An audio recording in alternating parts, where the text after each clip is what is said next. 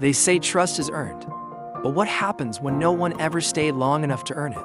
I used to wonder if something about me made people leave, if maybe my laugh was too loud, or my silence too heavy, if my existence asked too much.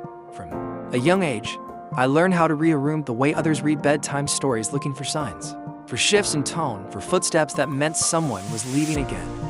Always leaving, always fading into a memory I didn't want. Trust wasn't a word I understood. Not really. It sounded like a promise only other people got to believe in. For me, trust was a door left ajar, a suitcase at the foot of the bed, a car starting in the driveway without goodbye. When you grow up without anchors, you become your own lifeboat. You paddle through waves of loneliness, telling yourself it's better this way, that if no one gets close, no one can break you. But the truth is, you break anyway, quietly, in the soft hours of the night, in the seconds after laughter fades, in the silence after someone says, "I'll call you," never does. I learned early that people love with conditions. Love that came with strings. Love that showed up in moments, but not in mornings after arguments or the cold middle of a bad day. I learned that saying "I'm here for you" doesn't mean forever. It sometimes doesn't even mean tomorrow. So I built walls, not out of strength, but necessity. Out of heartbreak disguised as independence. Out of fear that if someone did see me, really see me, they'd leave even faster. Do you know what it feels like to keep your bags packed inside your chest, to have your soul on standby, always bracing for the next exit?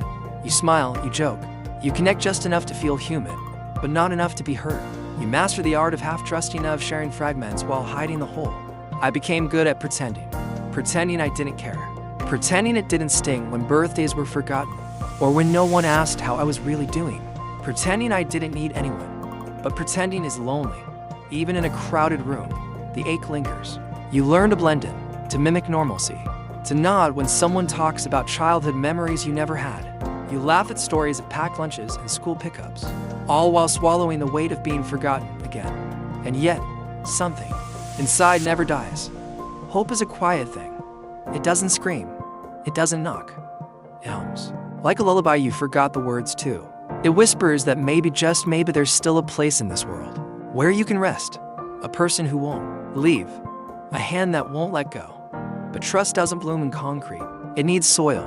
It needs time. And I didn't have either. So, when someone finally stayed, I didn't know what to do with them. They texted back. They remembered details. They showed up, even when I pushed, especially when I pushed. And I tested them without even realizing it. I waited for the moment they turned cold, the day they disappeared like the others. I kept a list in my head of reasons they might leave. Maybe I talked too much, or not enough. Maybe my past would scare them. Maybe my need was too big. But they didn't leave. And it scared me more than if they had. Because when you've never been held, being held feels like danger, like a trick, like a moment you'll regret trusting. I flinched at kindness. I doubted consistency. I looked for cracks, for masks, for lies. But what I found was someone patient, not perfect, just present. And that presence began to soften something inside me. Not all at once. Trust doesn't unfold like a flower. It opens slowly, one petal at a time. And sometimes it curls back, and before trying again, there were days I backtracked. Days I couldn't believe it was real. Days I wanted to disappear before they could. But every time I expected them to walk away, they stayed. That's when I realized trust isn't about being certain someone won't hurt you. It's about knowing you'll survive if they do, and choosing to open your heart anyway. Trust is risk, raw, terrifying, beautiful risk. It's saying, here I am, scarred and scared, but I'm showing up. And little by little, I began to breathe deeper, to let laughter linger, to allow silence to feel safe.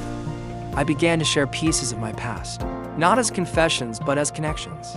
I let them see the child who never had bedtime stories, who longed for lullabies, who learned to be strong because softness wasn't allowed.